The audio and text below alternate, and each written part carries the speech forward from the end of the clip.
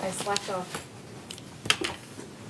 You're too busy laughing. I This know. pen's worthless. It's Yeah, true. you I were- You had a different issue. laughing. I'm sorry. I'll pray. And Councilman Brandon, you got the pledge tonight? Did you see that? Okay, thanks. Go for 'em. All right, looks like we're on air right now. Okay, good evening, and welcome to the January 28th, 2021 meeting of Xenia City Council. It is 6 o'clock, and at this time, we are going to open with a invocation by Councilman Will Urschel, followed by the Pledge of Allegiance by Councilman Cody Branham. If everyone would please rise. Great, let's go ahead and pray. Father, we thank you for today, and we thank you for your providence and providing us the city to live in and all the resources that you've given us here as well. Father, we know you called us to be good stewards of those resources for the folks around us. And so, God, we just pray for wisdom tonight as we're looking at a number of different items. God, help us to lean hard on your wisdom and think hard about what it means to take care of the folks in our city. And Father, we also pray for those that are out protecting us right now, God, for the firemen and the squads and the patrolmen that are out on the streets right now. And Father, we just pray for their safety and for their providence, and many times dealing with hard things to deal with in terms of just entering into people's lives in really hard situations. And so, God, give them the grace as they enter into those situations, and help them to have wisdom as well too, and kindness, and keep them safe, Father. And we thank you for today and praise things in Jesus' name. Amen. Amen. I pledge allegiance to the flag of the United States of America and to the republic for which it stands, one nation, under God, indivisible, with liberty and justice for all. All right, thank you very much, Councilman Urschel and Councilman Branham. At this time, I'll ask for a roll call, please. Vice President Dean? Here. Councilman Scrivens? Here. Councilwoman Dean? Here. Councilman Branham? Here. Councilman Urschel? Here. Mayor Mays? Here. President Smith? Here. Thank you. Next on our agenda is approval of minutes. First, the December 22nd, 2020 meeting. Before us, those minutes. Could I ask for a motion to accept those minutes, please? So moved. Moved by the mayor. Do we have a second on that? I'll second. Seconded by Councilwoman Dean. Thank you very much. Any corrections, additions, or comments on that meeting? Seeing none, roll call to accept. Vice President Dean? Yeah, aye. Councilman Scrivens? Aye. Councilwoman Dean? Aye. Councilman Branham? Aye. Councilman Urschel? Aye. Mayor Mays? Aye. President Smith? Aye. Motion carried. Thank you very much. Next is the minutes from the January 14th, 2021, both special and regular meeting. Do I have a motion to accept the minutes as written? So moved. Moved by Councilman Branham. Thank you very much. Do we have a second? I'll second. Seconded by Councilwoman Dean. Thank you. Any corrections, discussions regarding these minutes? Not seeing any. Roll call, please. Vice President Dean? Abstain. Councilman Scrivens? Aye. Councilwoman Dean? Aye. Councilman Branham? Aye. Councilman Urschel? Aye. Mayor Mays? Aye. President Smith? Aye. Motion carried. Thank you very much. We do have a rather robust agenda tonight, so appreciate your attention. Next is special presentations. There are none scheduled for this evening, and due to the COVID-19, this meeting is closed to the public. I solicited the city clerk, and at 3 o'clock today, we had no comments for council or any comments regarding our public hearing, which is later in the agenda. So We're going to move on to old business. Our first item is Resolution 2021-D. This is a second reading. This is authorizing the sale of a portion of city-owned property at 153 North Columbus Street to Mr. Robert Hamilton and permitting limited uses within the city's permanent highway easement on the said property.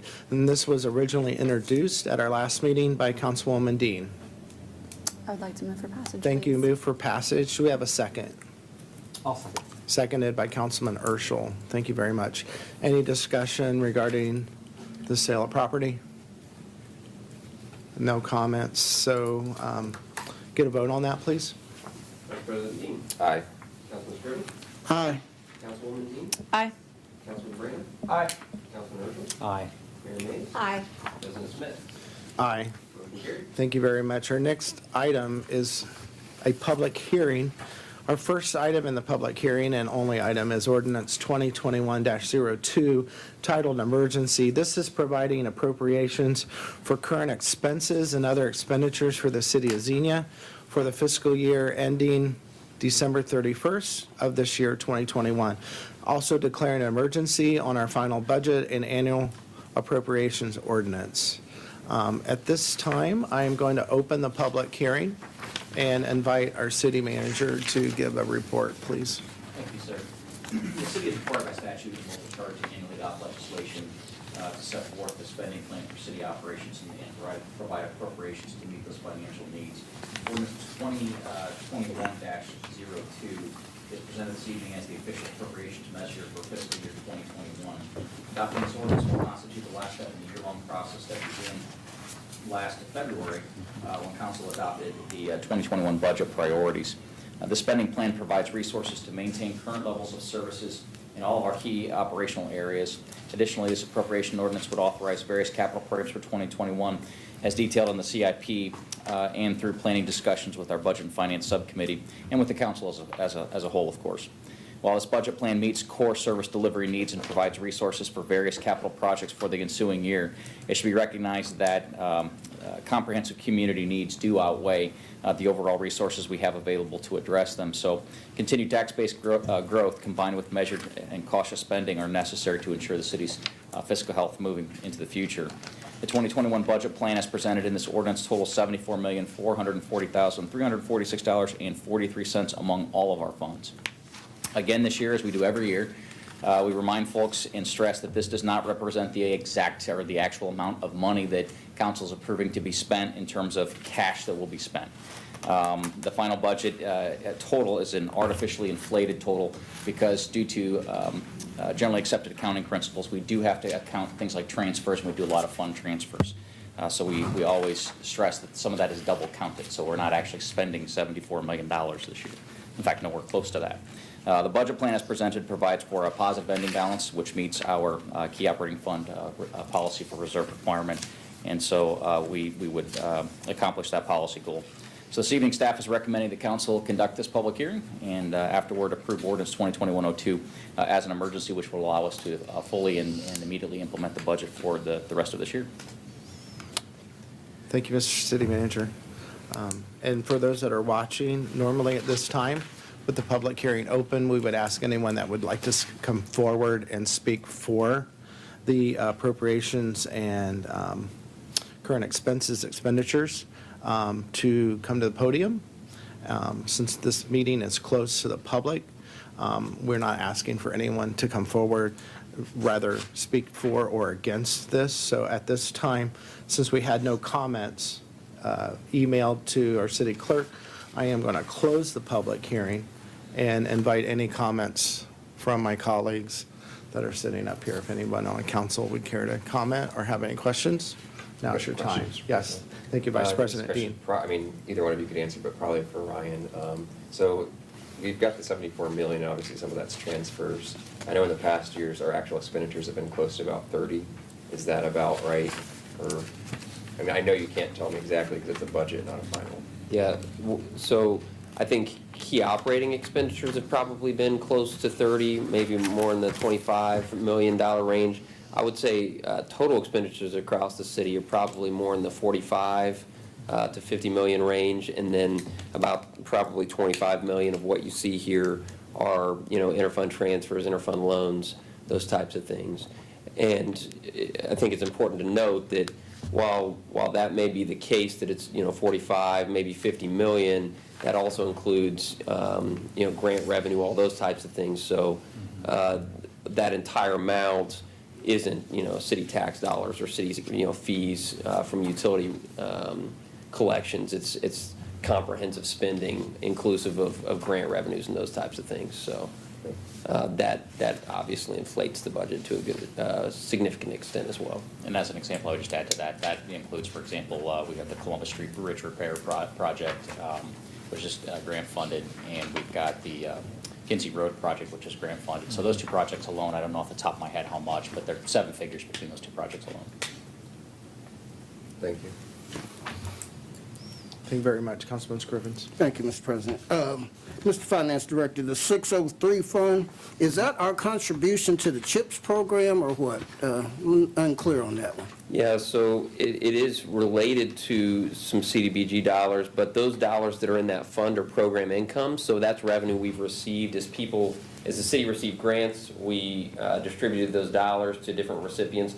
A lot of times there's a requirement that they pay back a portion of that, and so that goes back into that 603 fund, and we call that program income, so there's still some strings attached to it because it's technically federal money we received, and so there are parameters that we have to abide by and how those dollars can be used. So that 603 fund, it holds that program income, and it actually used to be far greater, and we've had a good number of different programs that we've been permitted to spend those dollars down using. But Not to interrupt you, sir, but so as the recipients amortize their debt, then it refunds the funds, what you're saying? correct, yeah. And sometimes it's required that it's paid back, and sometimes it's not. So it really depends on the program. So I think in more recent years, many of those expenditures, they're not coming back. It's program income for other. We've been permitted to use it for, things like park improvements or things that aren't specific, loans out to people like in the way of a CHIP grant. But we do participate in a CHIP grant. A lot of that's administered through the county and doesn't really funnel through us anymore. But a lot of those dollars that are in that fund are from, a CHIP grant that may have happened, 20 years ago. Thanks, sir. Thank you, Mr. President. Thank you. Any other comments from council? Okay, so not seeing any, public hearing has already been closed. Questions have been answered, so we'll go to a roll call. Keeping in mind this is an emergency, I need a motion to approve this budget. So moved, Mr. Moved President. by Councilman Scrivens. Do we have a second? I'll second. Seconded by the mayor. Any other comments? All right, roll call, please. Vice President Dean? Aye. Councilman Scrivens? Aye. Councilwoman Dean? Aye. Councilman Branham? Aye. Councilman Urschel? Aye. Mayor Mays? Hi. President Smith? Aye. Motion carried. Thank you very much. Moving on is new business. Our first item in new business, Resolution 2021-E, titled an emergency. This is encouraging Governor Mike DeWine to lift restrictions on Ohio businesses, encouraging the public to take personal responsibility for their health and wellness, and declaring an emergency. At this time, I'll turn it over to Councilwoman Dean. Thank you, Mr. Thank you. President. I would just like to say the cure can't be worse than the problem. I don't say any of this lightly, but COVID's been really politicized by both sides, the Republicans and the Democrats, and it's been very unfortunate, and I think Americans deserve better than that. Please note all of the numbers on this. The survival rate was all taken from the CDC's website and their numbers that they provided. This is not an opinion of myself. We definitely tried to make sure it was all factual. I fully support people making personal choices regarding mask wearing, social distancing, but I don't support the government mandating mask wearing and all other COVID restrictions. So I don't say any of this lightly, but I just think we need to stand up for the businesses in this community and and the citizens, not just the businesses, because businesses are the backbone of our community. So, yep, that's all. All right, thank you very much. Yep. So at this time, would you like to move this Yes, as please. emergency? Yes, please. Thank you. Moved by Councilwoman Dean as an emergency for Resolution 2021-E. Do we have a second? I will second. Seconded by Councilman Branham. Is that correct? Yep. Okay, thank you. At this time, I'll open up the floor for any questions or comments. I just want to thank Rebecca for her work on this. I think that this is, definitely necessary, and I think that it's a great way forward. We've got to get out of that groove, and it's time to start getting revenue back to our city. And as you've seen just in the past couple of days, they've already started adjusting the curfew. So hopefully this will just keep on pushing that to get things back to normal for our local bars and businesses and anybody that's been affected. Thank you very much. Any other comments? Comment? I'm sorry, who had their hand up first? The mayor? Okay, thank I you. just want to say that I appreciate the work that you've put in on this, and I do appreciate very much the struggle that our local businesses have gone through. In the last couple of weeks, I've spent some time going to some of our local businesses and talking about this, and I am going to vote no on this tonight, not because I don't support them. They know firsthand from my mouth that I very much support them. I think that some of the language I'm just not comfortable with. I think there's a lot of good in here, but on a whole, there are some things that I'm uncomfortable with. So I just wanted to explain why I'm voting no, not because I don't support our local businesses and not because I think people should be making some decisions for themselves. I think that there's just a few areas that I had mentioned that I just, especially in light of some of the recent passings of my own friends. So that's why I'm voting no tonight. But thank you for your work. No problem. All right, thank you very much. Any other comments? Yeah, so as we're asking to lift all the restrictions on the businesses, I think in essence what we're asking the governor to do is the following. First, we're asking him to rescind his instructions on paragraph 4 of his declaration of state of emergency back on March 9th, where he directed the health department to issue guidelines for private businesses. So what we're in essence is asking him to not issue any guidelines to private businesses. And then I think we're also asking him to void all the current health director orders pertaining to Ohio businesses. And just so that everyone knows, those include the following. The health director's dine-in safe order that reopened all the restaurants and the bars. Banquet and catering facilities, that was dated 23 September 2020, which had specific requirements for the opening of those. Basically, we would say we were asking him to void all of those restrictions or operational guidelines that were given in that order. There was also an order that was given to from the health director was given to the hair salons, day spas, nail salons, barber shops, tattoo parlors, body piercing locations, tanning facilities, dated 9 October 2020, that gave them instructions about how to operate during this emergency. And then also a separate order that came out on 22 May that addressed gyms, dance instruction studios, other personal fitness venues. And then there was also an order dated 13 November 2020 that came from the health director for retail and business compliance for facial coverings through the state of Ohio. And then most recently, we had the order that was amended yesterday on the 27th of January, which was the health director's amended stay-at-home order. And there was although that is given to personal individuals, that order, there was a section in there that applied to businesses in terms of business closure during that order as well, too. So just want to let the rest of the council know that what we're asking when we say we want everything applied to a business, we're basically asking the governor to rescind that emergency order direction to the health director to work with businesses. And then we're also, in effect, asking the health director to rescind all of the orders that have been given to all the businesses at this point. So we're basically telling all of our businesses that it will be up to them and their customers to decide how to operate at this time, right? Yep. So my concern isn't necessarily the death rate of COVID. My biggest concern is the impact on our healthcare system. And for the most part, from when we had our first case of COVID in Ohio back in early March of last year until recently, up through October, I didn't know anybody that had COVID personally. And as I talked to my other pastors in the faith community, most of them didn't know anybody in their churches or anybody else in Xenia that even had it, let alone was being hospitalized with it at that point. Our inpatient hospitalization rate up through September. As a matter of fact, on September 1st, it was 1 in 24 patients in our local hospitals. I'm talking about Soin, Kettering, Miami Valley, Southview, all those other hospitals. So basically, it was not an impact to us in our community. It may have been happening in other parts of the states, but it wasn't happening then. I will say, though, that by December 1st, our inpatient COVID rate for non-ICU patients in Greene County and Montgomery County was 1 in 4. So it had gone from 1 in 24 to 1 in 4. And the ICU patient load was the same, 1 in 4. Now, a lot of times you may hear those numbers and think, okay, well, that still means we've got plenty of beds, and what's the problem? Well, when my mom was hospitalized at Kettering Main Campus for 6 weeks in September and October, I spent a lot of time with the physician there who was in charge of their whole COVID plan for the hospital.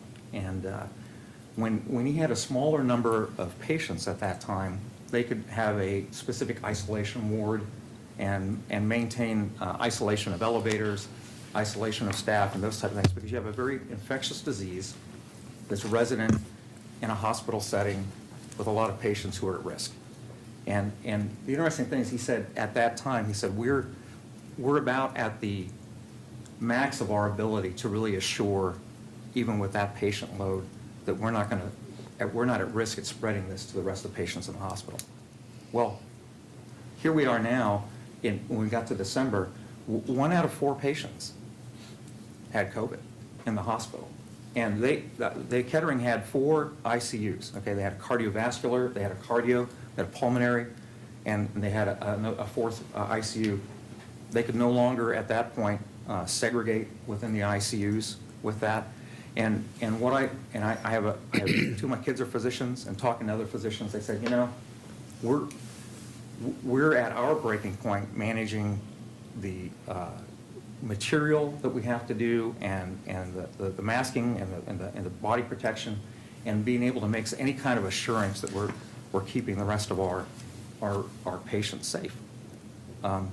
And my understanding is that really was the driver for the curfew order at that time that came into Ohio, was because we had caught a wave. And I'm talking about particular death rates. I'm just talking about going to a hospital. And I'll just tell you, if you had to go to the hospital and find out that hospital had 25% of the patients had either a communicable disease like influenza from a viral load, or MRSA from a bacterial load, you would not go to that hospital.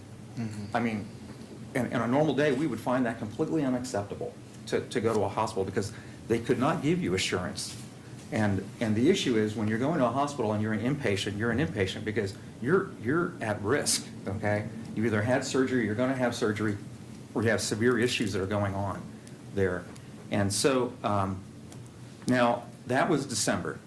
The numbers are dropping down. Now, I don't know whether we can declare that that's happened specifically because of some of these measures or not, but we're now at a point where at about a 14% inpatient loading. The governor has assigned his rate of pushing back the curfew based upon the patient loading. And you've seen his say specific numbers per day, and those really equate to patient loading numbers.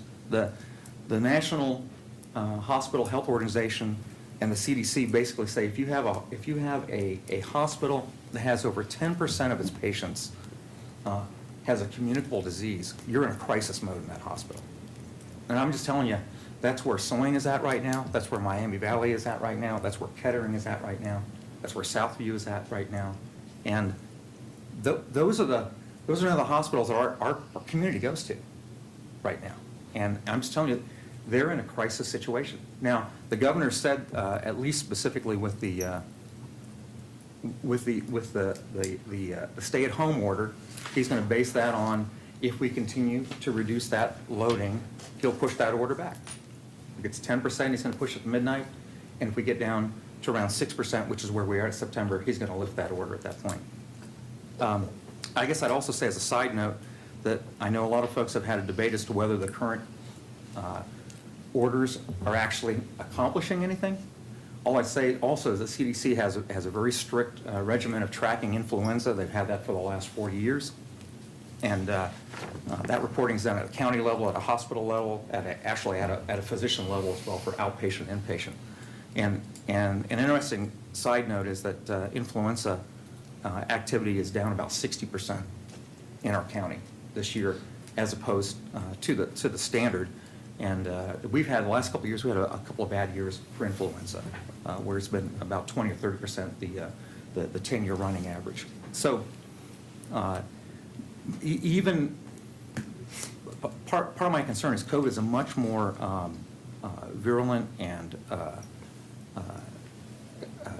transmissible virus than influenza. And even though we're way down on influenza, we're still at this point seeing a high rate of transmission of COVID. And I'm really concerned for our medical folks. And I know we may have talked to our businesses, but I'll tell you, from the flip side, we would talk to folks that are there in the nursing homes, that are there in the assisted living, that are there in our hospitals. And I talked to a couple last night. They said, why don't you come sit on my ward and you hold the hands of the patients that we're desperately trying to maintain stay alive. They came into the hospital without COVID, but have COVID now because we can't protect them anymore. And you stay there with them while they die, because we can't let their family in with them right now for that time period. They said that, and then you go home and have to live with our families while we've tried to assure ourselves we maintain some protection as well too. They said they're just exhausted. So I understand the context of the businesses as well, but we're in the last couple of months have been in a situation we didn't face for the first 6 or 7 months of this whole crisis. And I get the whole politicization and the rest of things, but the reality is our hospitals are in a serious situation right now. And I don't believe this is a good time to go to the governor and recommend that we remove all of the current practices that we've put in place to try and curb that. Now, I get that some may or may not be all that effective, but I believe these are probably the best that people know how to do at this point. And I'm all in favor if the transmission rates go down and the hospitalization rates go down to an acceptable level, that we start removing these things. I believe the governor's got a plan to do that with the stay-at-home order, and I'm with everybody to like to see that be removed. I operate a small business as well too. I mean, that's what a church is. Okay, we've got 7 employees that we've been worried about payroll. We've been worried about people not being together and the issues of isolation and those types of things, and trying to allow the most creative ways that we can to have people contact each other. But I'm also aware too that right now, over the last couple of months, we've had much more of a health issue going on with COVID in our county and the loading that's going on in hospitals. So from that perspective, I really believe that wisdom dictates that we don't recommend to the governor that he removes all restrictions at this point. All right. Thank you very much. Other comments? Yes, Councilman. I'm sorry, Vice President Dean. Sorry. It'll take me a while to get used to Sorry. that, sorry. I guess it's more of a question or a statement to my colleague, and I'm not discounting anything you say, but I mean, you brought up an interesting point there, which was that nobody really knows or has any data to back up any of the governor's orders, or whether they're helping or not. I would think if we're over a year into this and we still don't have any conclusive evidence that the governor's orders are helping reduce this at all, Yeah. Well, that we'd probably want to Yeah, have so something. I guess I'd say is since the transmission media and type of COVID, to the best of the knowledge of the health community, is very, very close to influenza, okay, in terms of aerosolized droplets, right? Probably the best reading we have on that is the fact that this has done a massive reduction in influenza during this time. And what I say that is we can only surmise what this would have been going on with COVID without that during this time. We don't know, But for us to basically, and I'm fine with people having personal responsibility, but the problem is we have a shared resource of our medical system at this point. And if people want to have personal responsibility and say, I'm not going to participate in that shared resource, then that's one thing. But when you say, I'm going to have personal responsibility, and if I get sick, it's okay, and then I'm going to go burden that shared resource, of which we have a limited amount, right? And we don't have many options to go to a hospital that isn't loaded, because they're all loaded right now, okay? then that puts the burden then on my family or your family or anybody else that's going in there. And we didn't get a vote on that, right? We didn't get a vote on saying, I'm going to go to a hospital that doesn't have loading, because none exist at this point in the area, right? And that's my biggest concern. Kind of sounds like socialism to me, but oh well. Thank you very much. Any other comments? Mr. President. Sure. Councilman Scrivens. Thanks, sir. First, I want to compliment Councilwoman Dean on her leadership on this issue. I too have a concern, but I learned a long time ago that when you have issues that you don't get everything that you want out of the issue. So at this point, even though it says all, I'm going to go ahead and support this issue, just knowing that the attack rate, the morbidity, the mortality in this particular area is relatively lower than it is in the surrounding areas. Now, notwithstanding a personal responsibility, there's a familial responsibility. I mean, you have to protect your own self and your own family. So if you want to protect yourself, so be it. If you don't, you don't. But when the fan gets full up and starts coming out your way, you can't holler. So at some point, you know, good is good, and what's not good will show itself to be not good. On its face, 95% of this I support, 5% I don't, and based on that, I'll be supporting this, Mr. President. Thank you very much. Any other comments? So I too have a question, and I guess this would be directed to either the city clerk or the law director. If this would pass, how is this presented, or is it presented? Is it sent to Columbus? Is it sent to the governor? Is it sent to? It's sent to everybody in Section 3, Mr. President. Okay. Yes, it's in the whereas clauses, in Section 3. If it passes, the clerk is to Okay. send certified copies to Governor Mike DeWine, the Senate President, the Speaker of the House, the State Representative, and the Ohio Municipal League. All right, thank you. And my next question, if this would fail as an emergency, this can be brought back as just a agenda item, correct? And It could be rewritten and presented as an emergency at the next meeting, of course, with a different resolution number. It could be brought at the next meeting, again, for introduction. okay. Okay, cool. Either option, you have either option. Okay, great.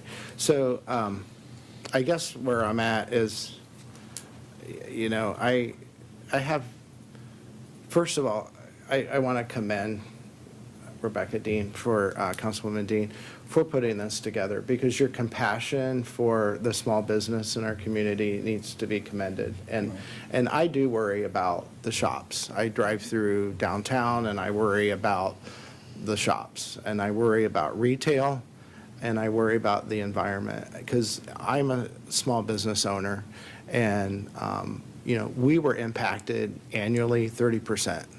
To take 30% that you're not prepared for is huge. And what's the repercussions? Laying people off, and they're probably not going to be able to come back, because you go 1 to 2 months with no revenue, and then a 10% decrease the rest of the year. It's huge. And I think some of those financial implications could come back to the city. Now, where I have a few issues with this is because personally, I know COVID is real because it's affected family members. And they're serious because it can be treated, but there is older people that I know, not just older people, but even younger people. I see on Facebook, people are dropping off left and right. So I don't want to dismiss it as not serious, because I do agree with Councilman Urschel that we're just 6 to 7 months into the real issue, and it's actually gotten worse. And since I would say, October, November? And are we going to see that decrease again in the spring? I would hope so, and I'm praying that's going to happen, because it seemed like last spring and summer, I thought we were almost over it, and boom, it came back worse. So I don't know if it's morphine, if it's changing. You know, I know people that have gotten the vaccine and not had any issues with the first shot, but then there's issues with the second shot. And so I think people are going to be reluctant to take the vaccine, and I don't blame them, and I don't know how we're going to get over this problem, because it is a national issue, and I think everyone's being asked to give a little, and I don't think that is too much to ask to wear a mask in a grocery store, but I have issues with curfews, because if I own a business and I'm only open 10 hours now instead of 12 or 14, actually, I think the curfew works against your business because you're forcing more people in a shorter amount of time. So I don't like the curfews. I don't agree with those because I think they are killing the restaurant and establishments and those that serve liquor. So I'm really torn on this, and I'm not really sure right now how I feel. If someone wants to persuade me, go ahead, because I don't know where I'm at. Go ahead. Mr. President, Sure. possibly we could not pass it tonight as an emergency, and we could, massage it a little bit and probably get a couple more members on board, and it will pass. I like the idea of staying in close touch with those who represent us, the governor, the speaker, our state rep, our state senator, the Ohio Municipal League. I mean, we need that. And the more that we do this, the better.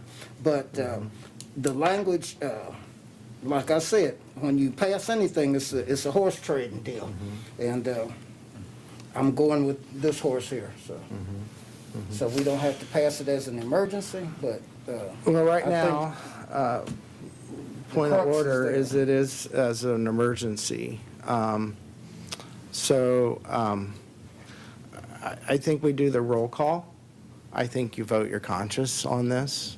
Nobody's going to get upset, I think, if it goes either way. Yeah, for sure. I also think that it could be Bring it back reintroduced. next 2 weeks. I do agree with, I think you mentioned maybe or was that you that mentioned bringing this back in a month or two if Couple weeks. things are getting better with COVID. I know we've spent a lot of time I on would this, prefer but this just- is like a really important issue. COVID's affecting everybody all the time, and no matter what you're doing financially, politically, and honestly, everybody's got to admit, if this was not a presidential year last year, this would not have been politicized. This would have been taken care of. And I think there's some failure for people to not get together and solve problems. But again, I would definitely like to take a vote, and if it passes, it passes, and if it doesn't, it doesn't. Everybody, I think that's the beauty of America, is it's a republic. okay. And I think that's why we do need to have these discussions, and we all should be allowed to say what we think, regardless of disagreeing. I think free speech is huge. Right. So I just think if you don't want to vote for it, that's completely fine, that's your right. Right. I support that, but I would definitely like to just take a vote on it and get it done and over with. Okay. And not knowing how the outcome's going to be, but I kind of Vote for do. the yeas and the nays. I would have no problem if you want to bring this back. Okay. So at this time, I'll go ahead and if every, Can I say Vice one more President thing? Lee. Yeah. I mean, lots have said about the effects of COVID, and it can definitely be devastating for many people and many families. But on top of that, there's also effects from this lockdown that nobody seems to talk about. And some of those are prevalent in this community and every community. And the isolations, unemployment, all of this has led to increases in domestic violence, suicide rates, opioids deaths, abuse of alcohol, abusive partners. It's every negative number has skyrocketed. And that's not because of COVID, that's because of the government's response to it, both on the state and federal level. And that's all I gotta say. Yeah.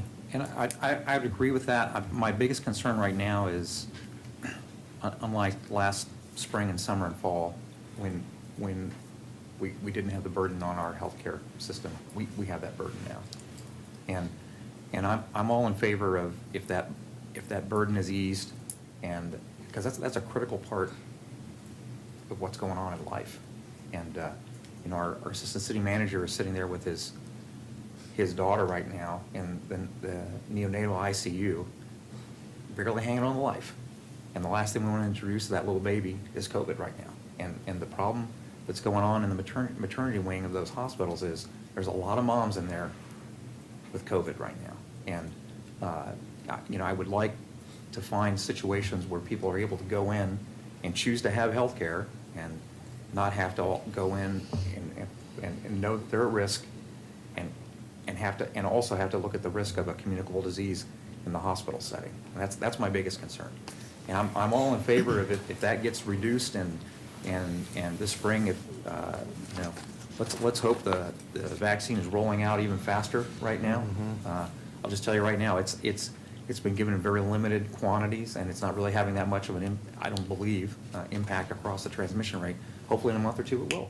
And if that's true, I'm all in favor of lifting all the restrictions at that point. But my biggest concern right now is that the healthcare system, when I'm getting the feedback I'm getting from the healthcare community, is that they feel like they're at the breaking point right now. All right, thank you very much. I'm going to go ahead and call the question. Roll call. Vice President Dean. Aye. Councilman Scrivens. Pass. Councilwoman Dean. Aye. Councilman Branham. Aye. Councilman Urschel. Nay. Mayor Mays. No. President Smith. No. Councilman Scrivens. Aye. Motion failed. All right. So I would encourage you, if you'd like to bring this back, you are certainly welcome to do it. And if you want to reword it in any way or change it, certainly reach out to council and see how they'll support it. Yeah, And no problem. again, I want to thank you very much Yeah, for everything. I definitely wanted to keep the business community in mind, and I also talked to a lot of people I know in healthcare as well, and Absolutely. heard what they had to say too, so. Right. Thank Yep. you. Thank you so much. So No our problem. next item, ordinance 2021-04 is an introduction. This is amending sections 298.01, 61802, and repealing chapters 808, 820, 1054, 1440, and 1468 of City of Xenia's codified ordinances. Mr. City Manager, would you care to share?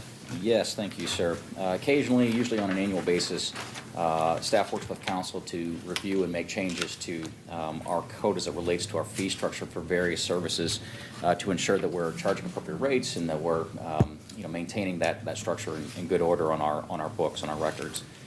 In recent years, excuse me, we have worked incrementally to complete more comprehensive reviews with the intent that some of the outdated fee and code language would be removed entirely.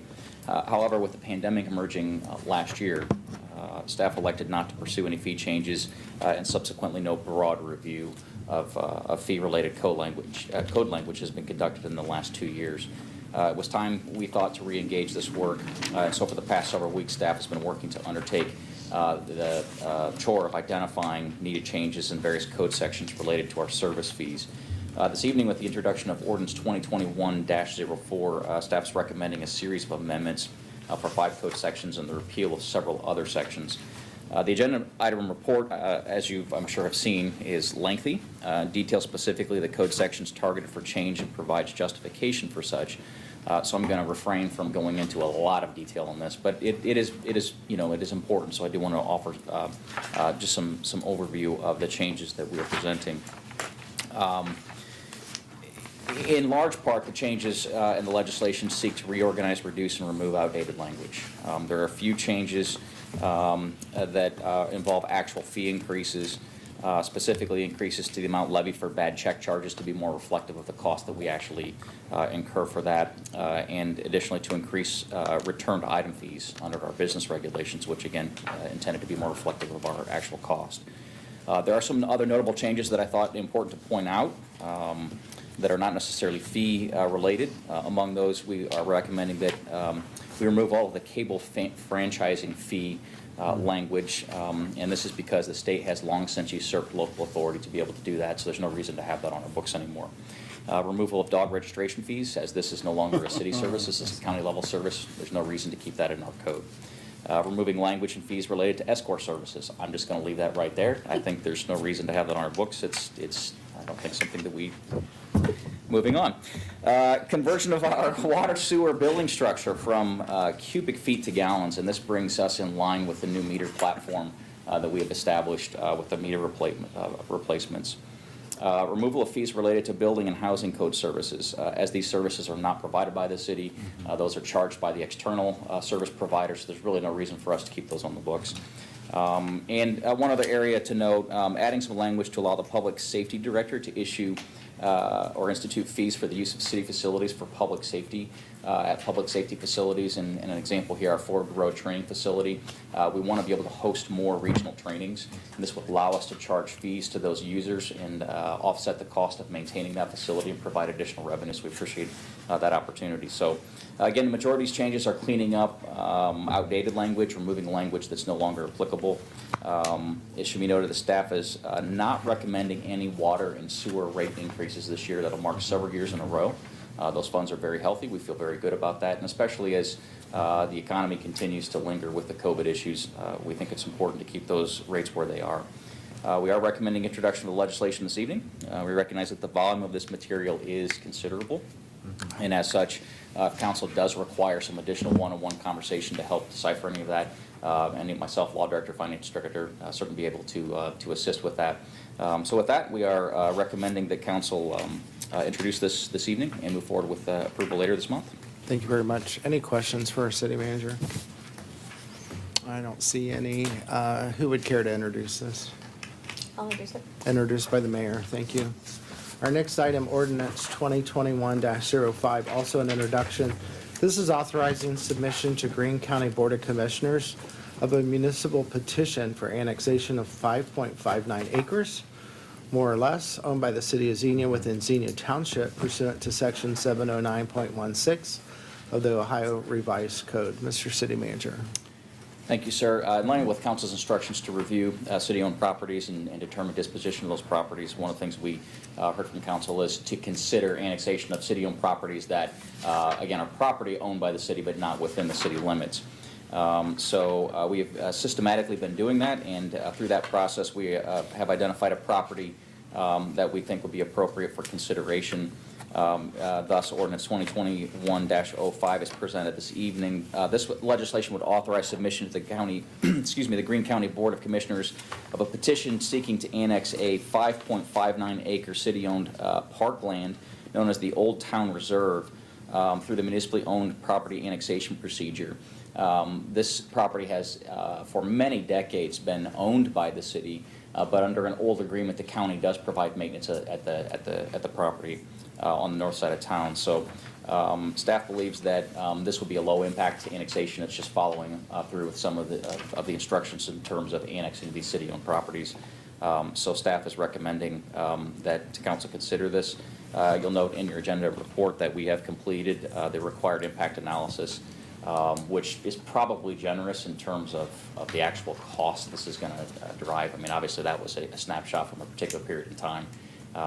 So again, we think this is low impact and just following through with council's directions in terms of these annexations. So we are recommending introduction this evening. Thank you very much. Any questions for the city manager? Mr. President. Yeah, Councilman Scrivens. Mr. City Manager, will the highest and best use of this property still be a soccer field? Well, this is actually just north of the soccer fields. Okay, it's This the is a parking lot type Yeah, of- parking lot. I think there's a little camping area, and this is maintained by the county. At some point, I mean, there's no reason to, to not let sleeping dogs lie, but at some point, it probably would behoove the city to revisit that long-standing contract with the county and just make sure that we're in a good position in terms of that arrangement. But the use of the land right now, I mean, it's a nice amenity to have there along the trail. So I wouldn't see any change with it. But again, it's some, it's some acreage that is city-owned property that is annexable, and so given the prior conversations with council, we thought it appropriate to bring it back. Thank you, Mr. President. Thank you. Any other questions? Mr. Councilman President, if you Scranton. would, Yeah. if you don't mind, we could reach out as a whole and just extend that open hand to the county before we vote on this next week, just to say, hey, this is an order or a ordinance that's come up, that sort of thing, because I just think it's good to have that network. If you could put that Sure. together. Yeah, send there's it no out for ulterior us. motive here, so we Yeah, certainly. you know what I mean? I don't want, you know what I mean? I don't want them to think that we're trying to do anything that we're not supposed to be doing or anything like that. And plus, I don't want any hard feelings about it, because Sure. honestly, I hate to say it, we've got plenty of parks in our community, and if it's gonna cause hard problems, then I wouldn't support it, to be honest with you. Yep, we can reach out and just give them a heads up. Thank you.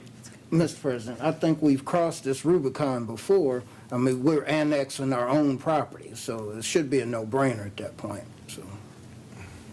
Okay, so this is not county property, this is actually township property, correct? It's, well, it's city-owned property in the township Okay, that so- the county maintains. So should that, so should It's that, county parks and should that trails, right? notice be given to the township As well. as well? As a courtesy. Yes. As a minimum. courtesy, And what do yes. they, Let me answer what do that. they, Yes. what As a what courtesy, is yes. their, what is their impact, township? Do No, they lose because anything? It's not property that's taxed, so there's no Okay. tax. There's no financial revenues, implication. okay. Yeah. There's no revenues generated. I'm just worried from the public service standpoint that the county sees that we do this, so then the county says, nope, we're no longer maintaining it, then it becomes us, then it becomes another park that we're trying to think into the future that, hey, what are we gonna do with it? And I hate to, you know, I'm not bashing Xenia. Green County Parks is doing an excellent job at, you know, renovating their parks, and they've got way more money than we do. They got a budget. If that's some sort of trade-off that we say, hey, you know what, we won't do it, then let's see it happen. Yeah, as I mean, said, I think, you know, I don't know that it's necessary now, but at some point in the not-too-distant future, just revisiting, it's a long-standing contract. I mean, many decades, and I don't think any of our existing staff know the real provenance behind how all of this came about. But yeah, I think in the interest of maintaining open lines of communication, we can certainly reach out. Awesome. Any other questions? All right, not seeing any. Anyone like to introduce this? I'll introduce it, Mr. President. Introduced by Councilman Scrivens. Thank you. Our next item, Resolution 2021-F, also an introduction. This is authorizing submission to Greene County Board of Commissioners, a petition jointly with Mount Holly Farms Incorporated for annexation of 24.54 acres, 11 of those owned by the city and 13 owned by Mount Holly Farms, from Xenia Township to City of Xenia. Mr. City Manager. Yeah, so obviously, item E is another annexation-related measure, though different in nature this time. The city was approached by the owner of 855 Lower Bellbrook Road, which is Mount Holly Farms Incorporated, which desires to annex a 13.495 acre parcel into the city pursuant to a water service agreement previously approved by this council and executed with the city last year. Adjacent to the site, the city owns a 5.004 acre undeveloped parcel that's farmland presently, and a 6.045 acre bike path parcel that are currently in Xenia Township. Based on council's prior directive, city staff believes it's in the city's interest to file a joint annexation petition with Mount Holly Farms Incorporated for the annexation of all three of these parcels into the city simultaneously.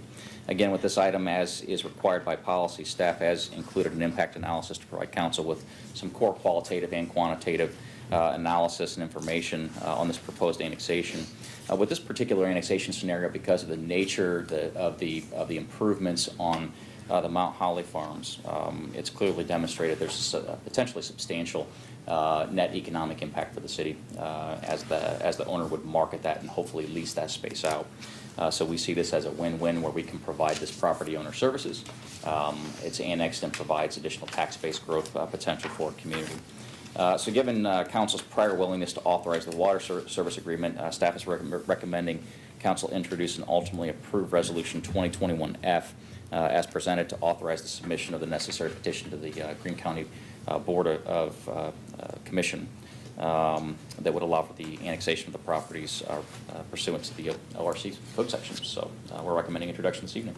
Thank you very much.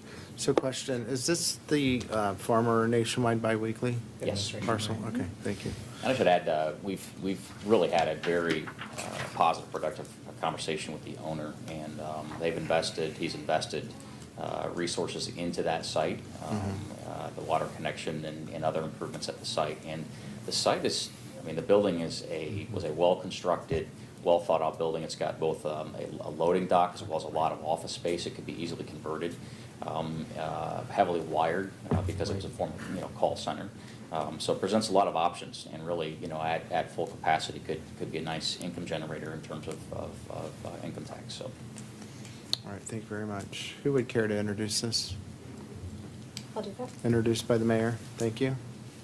All right, moving on, our next item, Resolution 2021-G, also an introduction. This is approving the amended solid waste management plan of Greene County Solid Waste Management District. All right, Mr. City Manager, it's yours again. Thank you, sir. The City Manager's Office staff has been participating with the Greene County Solid Waste Management District's Policy Committee to prepare an amended Greene County Solid Waste Management Plan. And the Solid Waste Management Plan is required under ORC Chapter 3734, and it's intended to guide general policy for the district. The now former plan was approved in January 15, out of date, and the statute requires that it be updated. The central focus of the policy committee and the updated plan is to support and bolster recycling in the county. And as detailed in the agenda report, currently the district's recycling rate is 31% for residential and commercial sectors and 80% for industrial businesses for cardboard. And that's not all they track, but this is a key metric that they're definitely trying to zero in on to improve, seek ways to improve that participation rate for recycling of that particular material. So overall, staff has no issues with the plan. We've got a great relationship with this county entity, and they do a great service. So each participating jurisdiction under the code has to approve the plan, and so we are recommending that council introduce and ultimately adopt Resolution 2021-G, approving the plan, which is the Solid Waste Management Plan update. All right, thank you very much. Any questions for our city manager on this item? No? Mr. Yeah, Councilman Scrivens? Mr. City Manager, I spoke with our city planner a bit ago, and I did get a copy of this plan, and I did read it. It's like reading shoe leather. My congratulations, sir. Yeah, it's like reading shoe leather. The only problem that I have with the Greene County Solid Waste Management District is we don't have a sitting representative with that council. So therefore, we're getting whatever, but we don't get whatever. Yeah. So, Yeah, I would point out, so they're, you know, it's based on the largest city by population has an automatic seat in the county commission and so forth. So, yeah, there's not a voting position on that, but to the credit of the director of that department, she is very, very inclusive of the participating communities. Whenever we've needed help, for example, when we made the transition to our current refuse collection system and recycling carts, they were very, very helpful in drafting the specifications for that bid, very helpful with communications to the general public in terms of the importance and the value of the recycling. So they've done, in my opinion, a really good job at being very inclusive of all the community representatives, whether or not they're a voting member of the committee. So kudos to the director out there, to Dana and her folks. They really do a great job. It's a good value for the county if you look at the scope of services they provide. now, Mr. President, I looked at the composition of their board, and they do have two positions for public and citizens. So I would encourage someone who's summarily interested, when those positions come up, that they seek to. And we have had senior residents as those community representatives in the past. Thank you, Mr. President. Thank you. Anything else? Yes, sir. Anything else by my colleagues? No? All right, who would like to introduce this? So moved. Councilman Branham, thank you. All right, our next item also is a introduction. This is Resolution 2021-H. This is requesting advance payment of 2020 tax settlements from the Greene County Auditor. Mr. Duke, would you like to explain this? Thank you, Council President. Yes, this is a request that staff brings annually. The county auditor does from time to time have dollars available that he's collected that he can provide to the city in advance of the normal settlements in March and August. He does require a resolution be passed by council in order for us to request that advance. And so we're requesting that council pass that resolution. It usually means, you know, that maybe we're getting those revenues a month before we otherwise would, but it improves cash flow and increases our interest, you know, to some extent on those dollars. And so it's a good thing. It's not a game changer, but it is prudent thing for us to do to get that money as quickly as possible. So we're requesting an introduction of the resolution this evening. All right, thank you. Just a quick question for you. So right now, like with cash reserves and that type of thing, where are we at citywide as far as earning interest? I know you go to a bank right now, CDs are laughable. Money markets are 0.05%. Sure. I mean, it's pathetic. So how is the city earning right now? And not to change the subject, but where are we at on We're that? investing in Bitcoin, what are you talking about? We're not earning well. We're very restricted in what we can invest in. Typically, we invest in things that are secured by the full faith and credit of the United States government. Sure. So it's your agencies, treasuries, those types of things. 5-year treasury has been trading for some time at like 0.38. I mean, on a 5-year treasury, that's Right. terrible. Right. So we do certificate of deposits with a lot of institutions across the country, and we take advantage of the FDIC insurance with each of those institutions. So we may get a little better rate on some of those, but overall, I think our our interest rate on our investments is a little over 1%. I mean, it's very it's very minimal, Sure. and it's because we're risk adverse. So Right. there's just not a whole lot of return when your treasuries and agencies are trading at those really low rates. So there's no end in sight to those low rates at this point. I would be shocked if the Federal Reserve increases rates in 2021. Right. They certainly don't have any plans to right now, and so I would expect that continues for at least another year or two. Sure.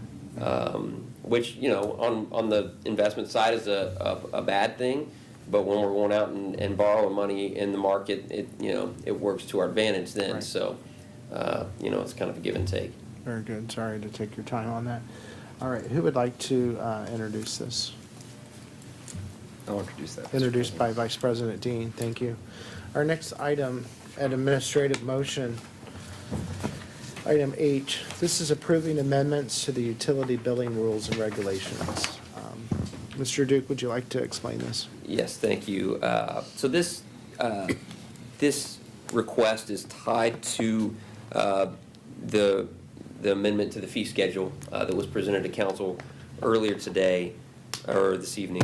Many of the changes, more significant changes in the rules and regs, are related to the shift from cubic feet to gallons.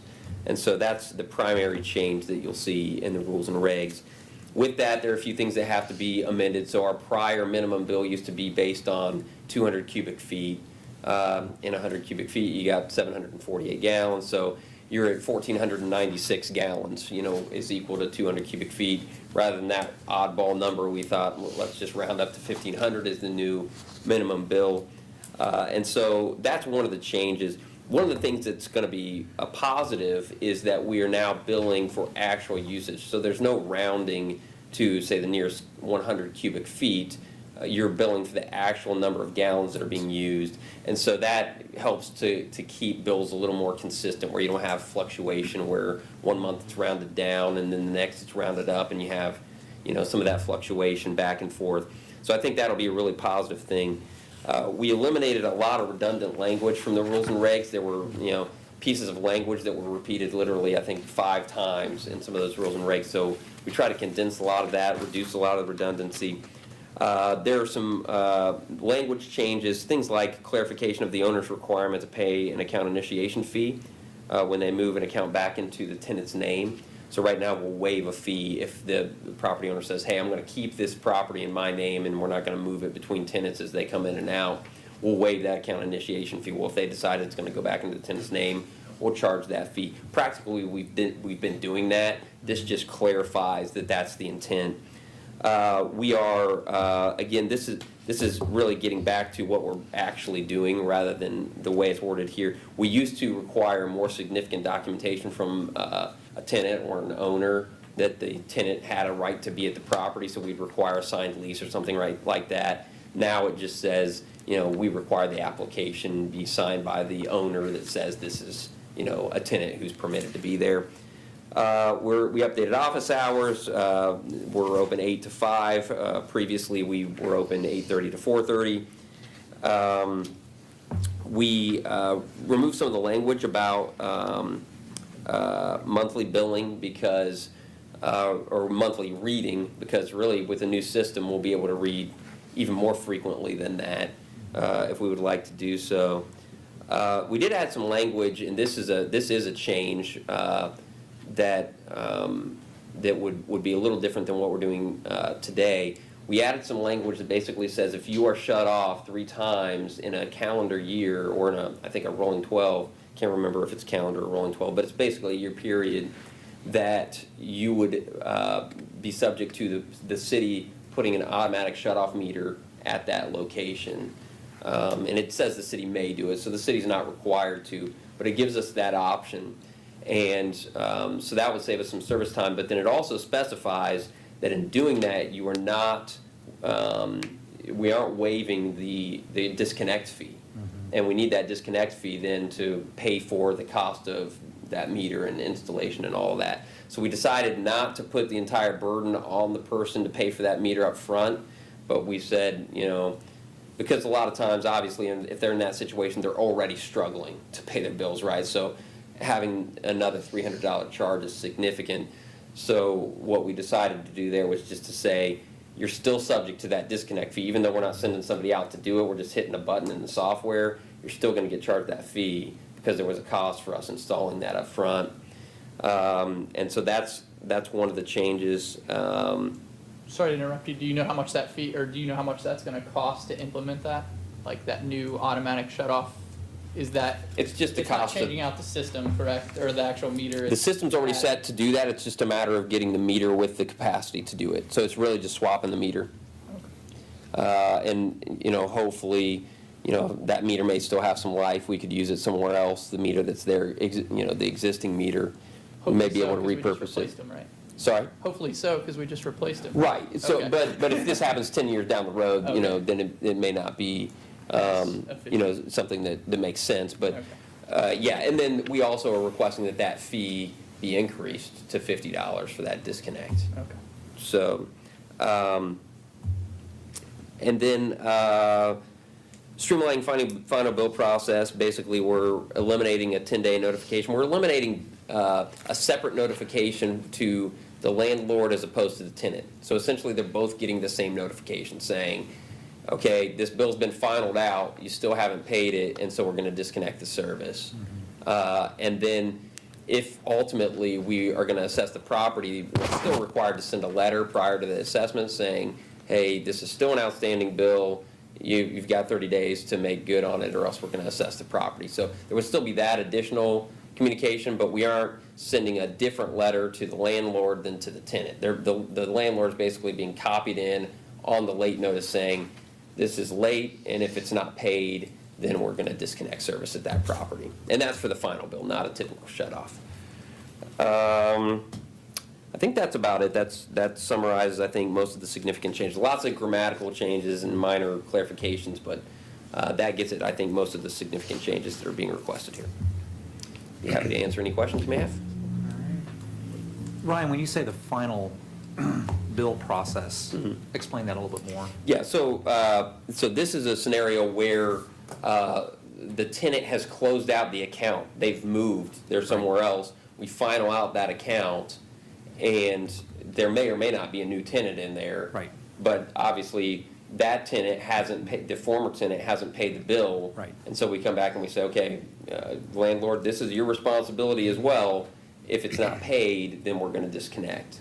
So because you don't want to continue to provide service because the tenant no longer has a stake in the game, right? They're gone. Right.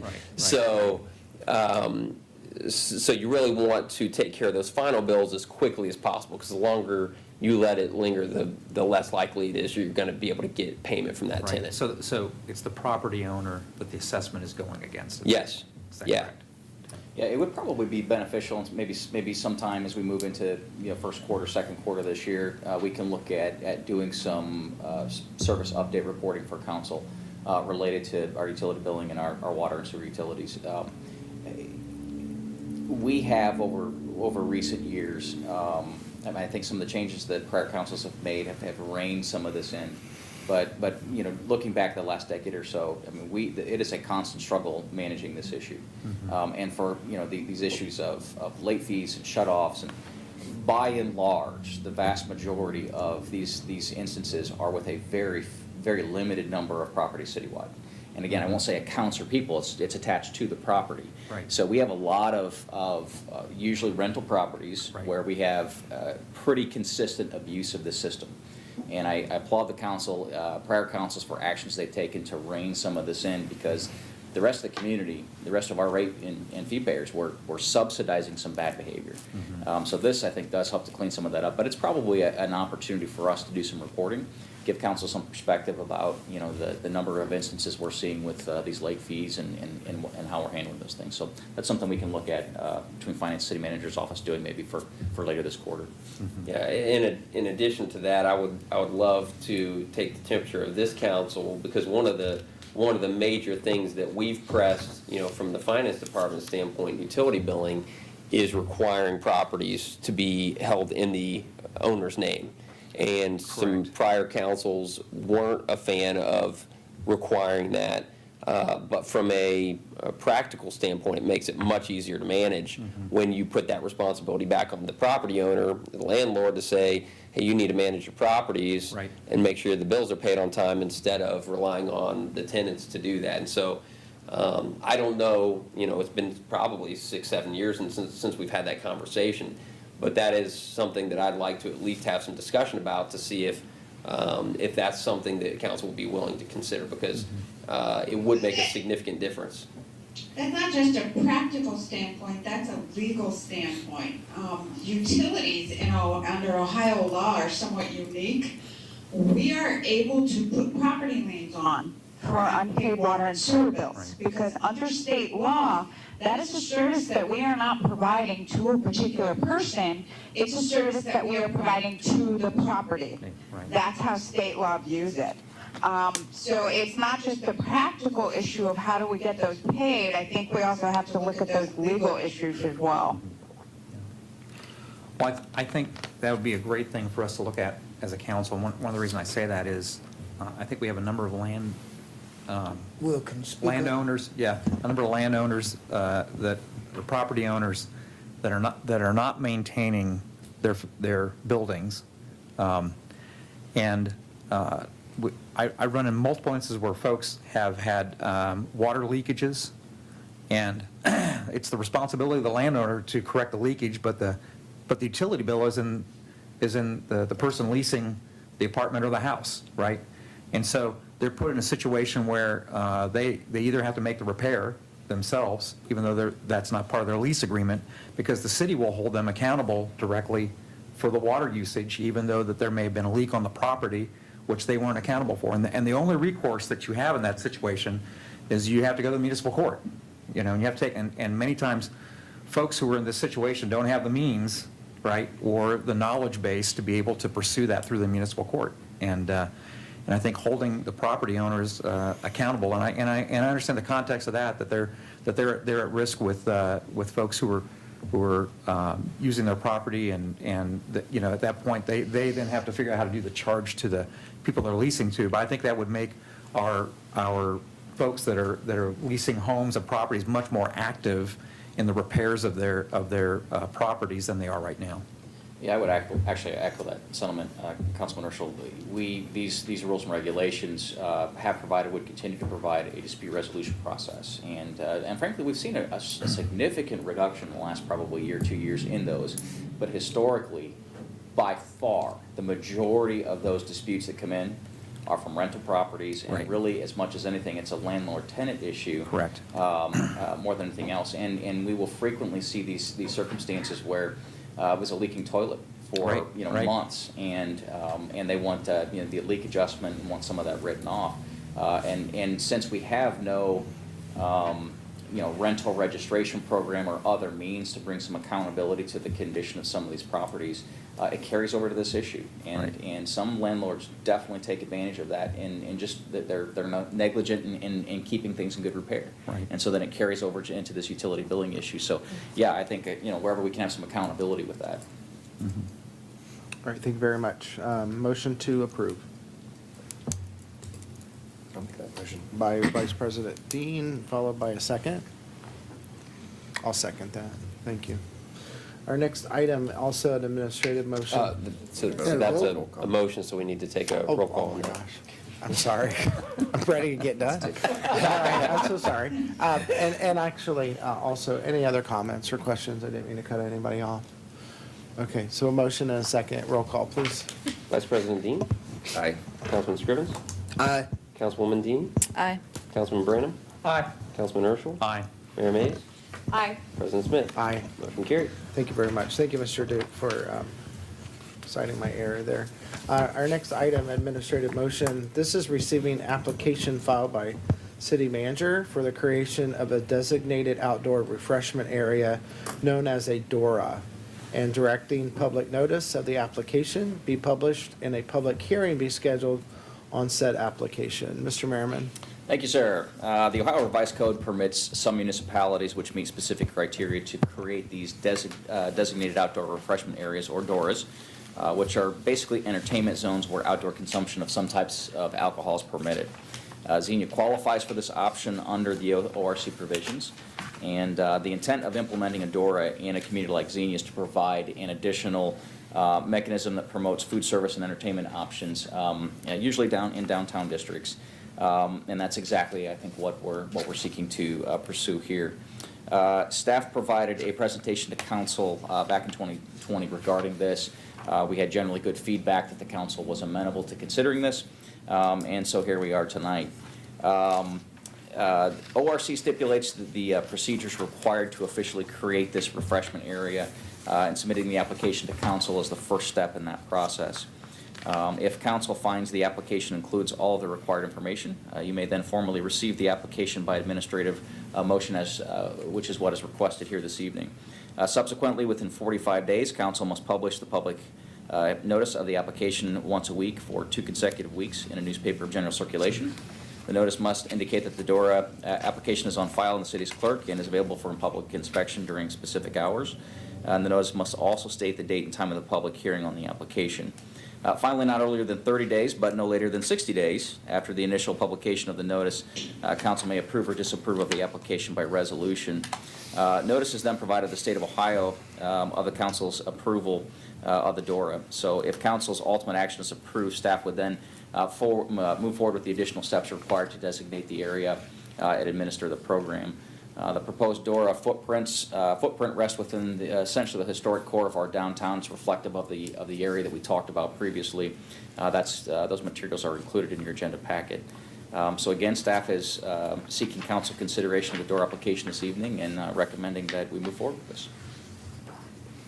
Thank you very much, Mr. City Manager. Any questions regarding the DORA? I know we've had presentations on this before last year.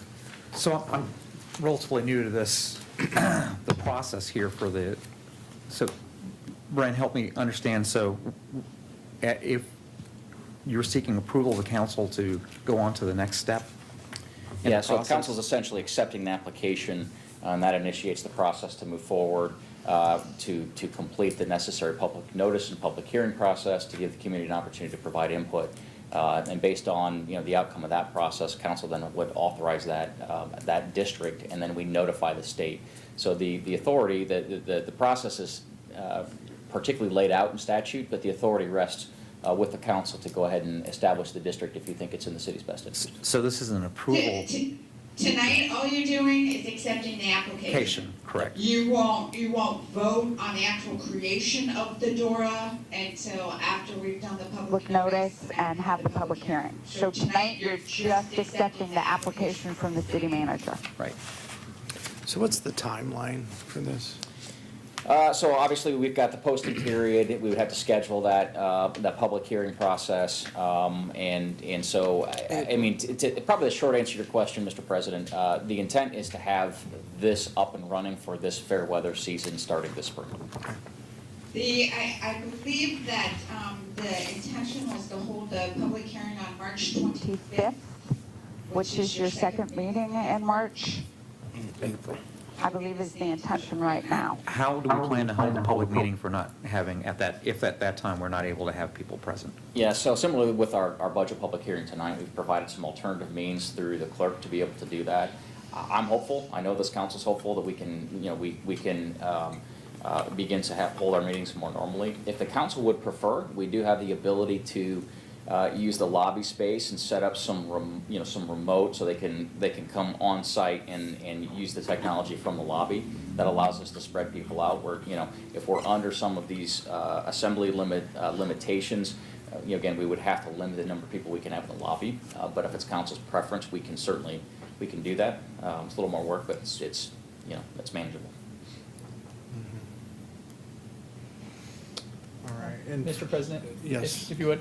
Ryan, do you got anything to add to this? I know you were the driving force behind this, and I don't mean to put you on the spot, but, with you being the coordinator on it? I think they summed it up. Okay, all right. I would add, though, on Ryan's behalf, he's done a lot of work reaching out to the property owners, business owners downtown that would be within this district. This is intended to benefit them and then also attract other operations that could take advantage of this. And this is inclusive of town square. So as we think about the planning for the future of that, town square property would be inclusive of this. So to Ryan's benefit, there's been a lot of communication reaching out to those stakeholders downtown, and they're fully supportive. thank you. Have any of my colleagues received any communication from any citizens yet, for or against? No? Mayor? No? No, I haven't. I just, Okay. I will continue to probably not support it as much as I appreciate the work that you've done on this. It's similar, I have very similar feelings to like I did with the Xenia Festival. If we're counting on alcohol to be successful, then that's a no-go for me. So thank you for your work. I know this is hard work and I don't take it lightly. I know that that's just my personal opinion. So, and I think we could come back and have an opportunity to look at the footprint as well, after the public hearings as well, right? So we're not approving the footprint, but this is we're just accepting All a you're doing recommendation. tonight is authorizing the submittal of the application. I understand. And so we've got that public input process, and then we will have to return with an agenda item for council then to consider the actual approval. Right. So if there are some concerns with, how this is administered, bearing in mind, there are steps associated with this. We will have to erect signs. We would do actually a pretty aggressive branding campaign with this because we want people to be aware of this and want people to be aware of where they can go and where they can't go. So I think, public input and public communication is very important. All right, thank you very much. Motion to accept the application. So moved by Councilwoman Dean. Do we have a second? Second. Okay, I think, Scrivens. Councilman Scrivens will go that direction. Any other discussion? Yeah, I guess once again, I'm relatively new to this and appreciate the context of working with the downtown area. I'm concerned within that area, we've got two addiction recovery groups where we're now saying let's have open carry outside of, while people are waiting to go in for addiction recovery. We're going to also encourage people to have open carry right outside your doors there. I don't know if that's a wise thing to be doing. I'm concerned that it's really close to some residential areas as well too, and I'm really concerned about the incorporation of that with the whole new town square. And so part of that has to do with what do we envision that to be, and is that going to be an open carry location? Is that what we want to encourage with that new part of that venue?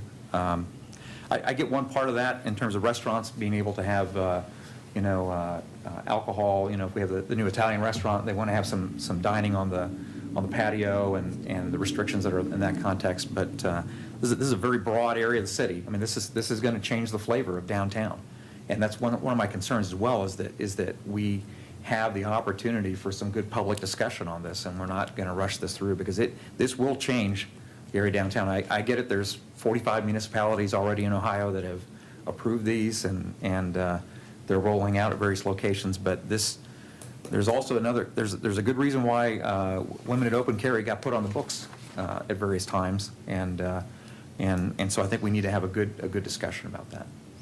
So question, how does this work? You buy a cup at one restaurant and then you fill it at another? Talk about that, right? Are you allowed to? You have to have, first of all, the RC space have to be in plastic container. Okay. So what we have, Well, get up here so somebody can hear you on television, quit mumbling. Okay, sorry, I didn't mean for you to have to get up, but I think for Councilman Urschel's benefit, I think he needs to understand how it works. And Ryan, I did read through about 12 different municipalities, how they've implemented that. So I got a flavor of and there's a broad spectrum of how different cities have done this, so. correct, and the basic genesis of it is you have to have it in a plastic container. Correct. So very simply for us, is we will be purchasing an initial supply of cups that, so if you're at the local brewery and you want to grab a beer to take and stroll through the shops, you will have to not only purchase their beer, but you will have to purchase the cup as well. So the cup will be branded with the Dora logo, with all the rules and all the regulations, and it's a disposable cup. It's not something that can be reused. And then you can carry it to a business. So say that you're walking on down the street, the flower stop will have a sign on their door that says yes or no, whether those things can come into their establishment. So everybody will have the option of opting in or opting out. But that's one of the pieces that it's meant for an economic tool to encourage. Maybe people linger a little longer. You know, the husband will be pushing his wife to go if he has the opportunity to sit on a bench and enjoy a cold beverage. That's kind of the idea behind it. Right. But you have the option through the entire Dora region then to have open carry within that region, right? Yes, everyone will have that. With the and- approved cup, though. Correct. And maybe a wristband if we require that, or however, I mean, there's. We do have that option. Right. We thought of just purchasing the cup would kind of take care of the wristband, but that is something we can consider as well. And this can be amended, the size can be amended after it's approved. We can, if it's not working out, we can come back and redefine the territory as well. Right. We've had discussion with police division leadership, you know, with the potential implications from a public safety standpoint, and I think they're comfortable with the plan as we've laid it out. All right, thank you. I don't mean any disrespect, but besides Dora, are we going to have Boots and Swipers picture on the cups as well? Every time you say Dora, that's just what I think of. No more swiping, please. But no, so, anyway, thank you, sorry about that. Just don't put the That was fish mine. on it so the kids want the cups, So, okay? Yeah. So we do have a motion and a second. Is there any other discussion or questions? All right, Say- so this is, I'm sorry. I was just gonna say, so if it doesn't go well, like if we do it and then we're like, oh, this is a bad idea, I'm assuming we can fairly easily go back, correct? Yeah, I mean, I think we can make modifications to the program. Yeah. We can modify it, and we just have to notify the state. Okay. Any modifications, that has to be done by you, or Okay. we decide to disband it. Okay, so modifications, or can you just pull the plug? Yep, elimination. Okay. All right, thank you. There'll be a financial impact, of course, though, because we do have signs that we're, of course, Right. purchasing and, you know, door logos, you know, cups, that sort of thing. Just, you gotta take that into consideration. Right, Yeah. absolutely, Some costs. absolutely. Okay, so keep in mind, we are only voting on the application Accepting the at application. this time, so roll call. Vice President Dean. Aye. Councilman Scrivens. Aye. Councilwoman Dean. Aye. Councilman Branham. Aye. Councilman Urschel. Aye. Mayor Mays. No. President Smith. Aye. Motion carried. Thank you very much. Our next item, administrative motion J. This is appointing council board, commission, and committee assignments for 2021. As you can see on the agenda item report, there are very few changes from last year. There are Finance Budget Review Committee consisting of myself, Vice President Dean, and Councilman Branham. That usually meets once or twice a year in the summer. And Greene County Career Center's Health Science Advisory is representative would be Councilman Scrivens. Miami Valley Regional Planning Commission, that stays Councilwoman Dean. Also, Chair for Board Recreation, Arts and Cultural Activities is myself. No change there. Chair of Planning Zoning Commission, Councilman Branham, no change there. Chair of Traffic Commission, Vice President Dean, no change there. Chair of Economic Development Advisory Board is Councilman Urschel. He has volunteered for that. That was formerly chaired by Vice President Wallace. Other than that, these are the Does it matter that BZA is not listed? recommendations. Pardon? Does it matter that BZA is not listed? We don't have BZA on there because that was a 4-year appointment, so yeah, you're still on there. Thank you. Oh, I knew that. I Yeah, just didn't know if we yeah. needed to list it. Oh, no, I don't think so, no. I'm aware it's still on. Yeah, I understand because some of these things were the same, so. just didn't know if you wanted it for the record. But, yeah, other than that, I really didn't hear from anyone else as far as any other major changes. Keeping in mind, last year, I know these meetings were very few and far between. Hopefully, as things return to normal, we'll get some Zoom meetings, and then we'll have regular meetings in person. So at this time, I'll ask for a motion to accept these recommendations.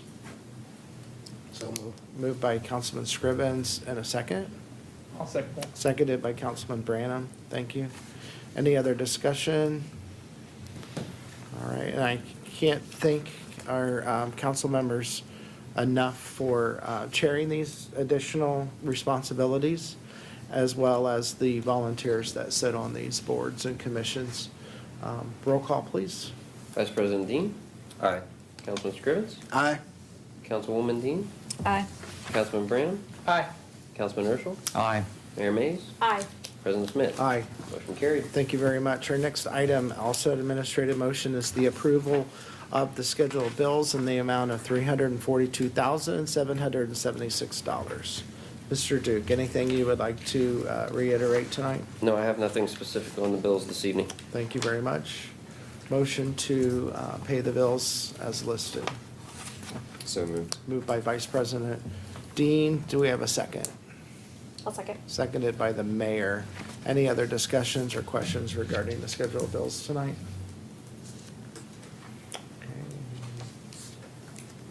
Okay. Time's up. Roll call, please. Vice President Dean? Aye. Councilman Scrivens? Aye. Councilwoman Dean? Aye. Councilman Branham? Aye. Councilman Urschel? Aye. Mayor Mays? Aye. President Smith? Aye. Motion carried. Thank you very much. Our next item on the agenda is reports of committees. Keeping in mind the impact of COVID, a lot of these have not met. Traffic Commission, there was a meeting scheduled on January 4th. We did table that because you were not here last time.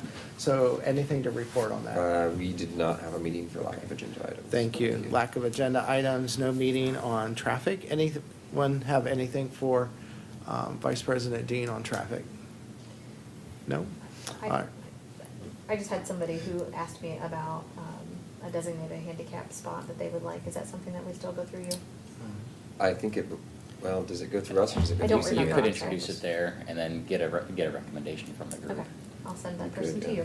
you. Okay, sounds good. Thank you so much. All right, next item is Board of Zoning Appeals. A meeting was scheduled just recently on January 25th. Mayor Mays?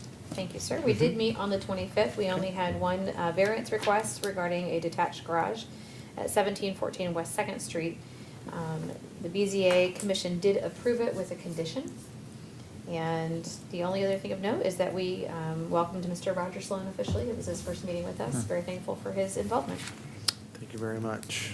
Anyone have anything for the mayor on BZA items? Nope. All right. Next is appointed officials, reports, and council comments. We'll go ahead and start first with city manager. Thank you, sir. Just one item this evening, just reminding council and our public that we are at that time of year where we do see some interesting temperature fluctuations, and as a result, we do see or experience some water main breaks. We had one last night on Wilson. So our crews will respond 24/7, 365 to attend to those. So we ask folks to be patient in those circumstances, but it's an old system and these things do occur. So if you do see water ponding from the roadway in an unusual amount, hasn't been raining, we encourage you to call our dispatch non-emergency, let us know, because the sooner we're notified and can get a crew out, the better it is. So again, it's just one of those things living in Ohio that we have to deal with. So just a reminder that that's a condition this time of year. That's all I have. Thank you very much, Mr. Merriman. Appreciate that. Next up is our finance director, Mr. Ryan Duke. I have nothing else this evening. Nothing else. All right. Anyone have anything for finance director? I do. Yes. People have started asking already with the change to Rita, can they still bring their taxes here to the city for help? And I just wanted to address that publicly. Sorry. But I'm getting that question already from multiple people. So. Yes, so originally Rita was supposed to have services provided directly to the public in this building. Rita has closed all of their offices across the entire state because of COVID. And so most of their employees are working from home right now. I have had several conversations with the folks from Rita, reiterating our desire to have them here in our building. I will reach back out to them tomorrow and again insist on them having a presence here in this building. It's extremely important as people are starting to receive their W-2s and tax information that they have a presence, especially it being our first year with them administering the tax. I fully expect a lot of people to be here in this building. So at the moment, if they were to show up tomorrow, there would not be someone from Rita to assist them.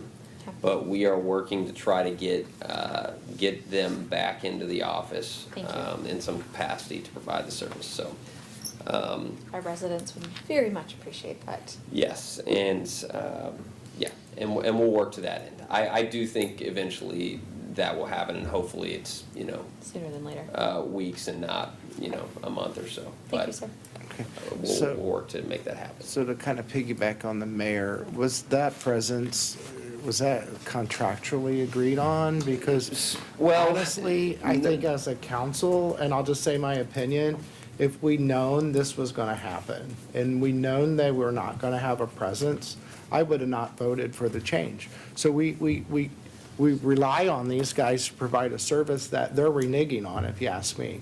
And I think as a council, we need to make that stated to them that we are not happy. Yeah, I'll make that very clear to them. Contractually, they're obligated to pay their lease, essentially is what they're obligated to do, and they are doing that. And so they lease space from us in this building. You know, I think it was a 3-year agreement, it may have been 5, but I think it was 3. And so they're obligated to do that. They aren't obligated necessarily in the agreement for service to provide service in-house.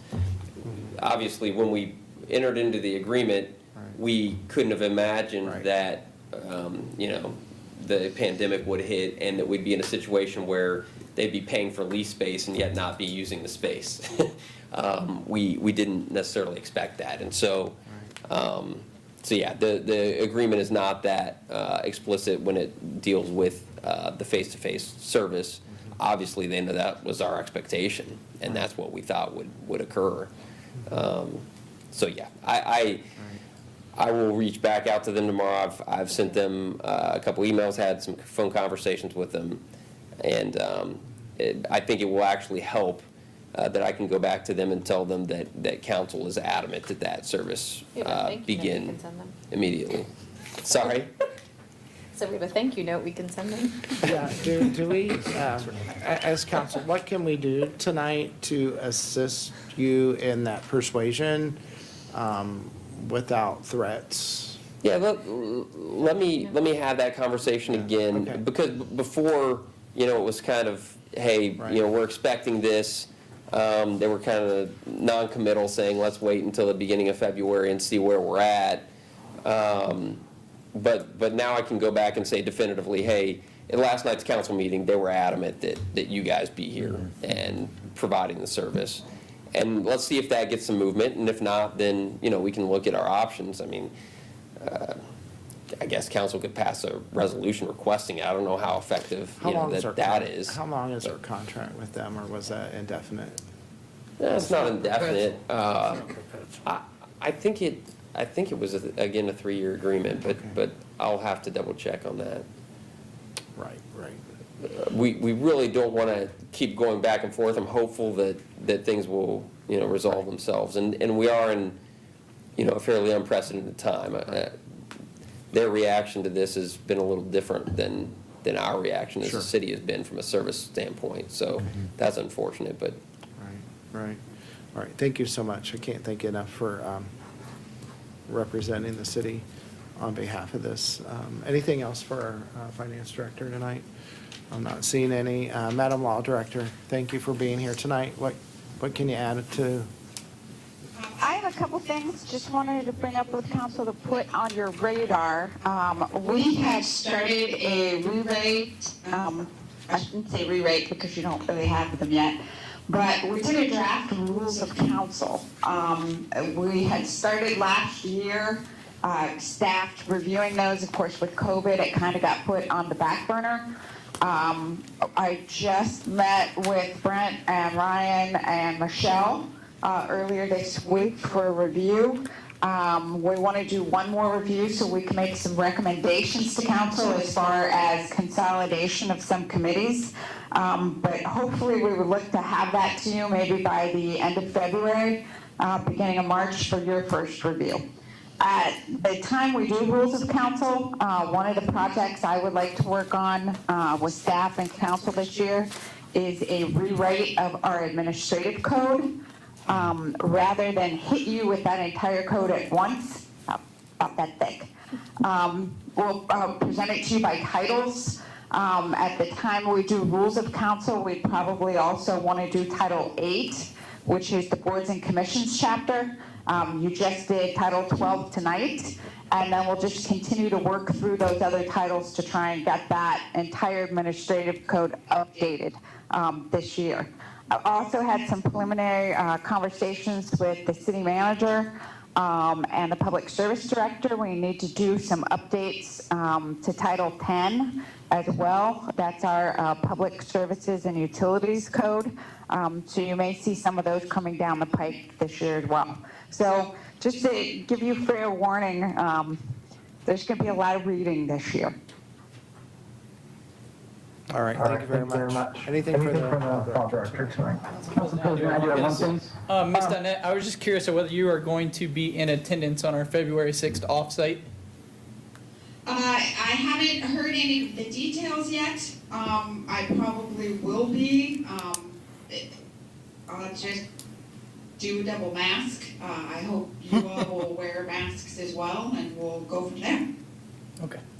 All right, thank you very much. Anything else for the law director? Thank you very much, appreciate that. Next is council, and I'll start on my left tonight with Councilwoman Dean. I don't have anything else to add tonight. Thank you, nothing else tonight. And next is Councilman Scrivens. Thank you, Mr. President. Just a few items that I'd like to just throw on the table here. We know that the street sweeper is mothballed during the cold weather months. Of course, curbs still have stuff lined up right at the grate. There's one right across the street.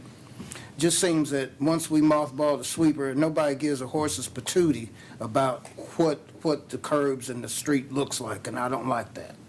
So we'll have to figure something out. When that street sweeper goes down, these curbs still need to be clean. This place looks like, well, I can't say it in public, but we could do a lot better job at that, and I'm going to be pressing for the mark on that. Just want to let you know. I'd like to see eventually we'd have a meeting with the municipal court judge and have him to take us a tour through his court. And, I just feel like we're hanging out in left field somewhere when it comes to the Xenia Municipal Court. We have absolutely no knowledge, no perception, no hands-on on what goes on in that building. And law director, she's invited us over, and I think we ought to take her up on that and at least become cognizant of what we're about. Like to see. But we do pay for everything over there. Sir? But we do pay for everything over there. I'd like to see the police chief to come in and give us a briefing on what's been going on since the COVID-19 hit, what are our pluses and our minuses, property crime, violent crime, et cetera. I need to see the police chief at least once a year to get a grip on what's going on in public safety in the city. So hopefully we can arrange that. I see the Xenia City schools are going to have 2 levies on the ballot.